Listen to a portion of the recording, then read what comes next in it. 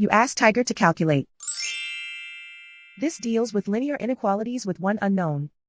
The final result is x greater than -5/2 greater than -21/2.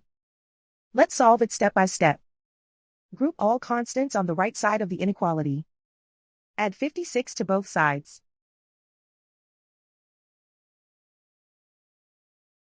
Group like terms.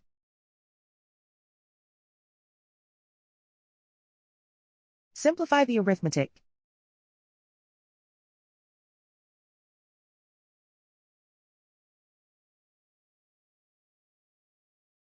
Isolate the x. Divide both sides by 6.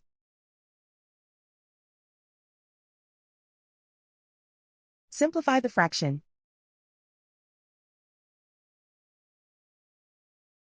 Find the greatest common factor of the numerator and denominator.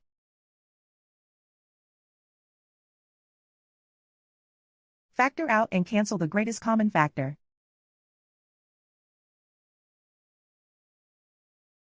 Plot the solution on a coordinate grid. And so the final result is x greater than -5/2 greater than -21/2.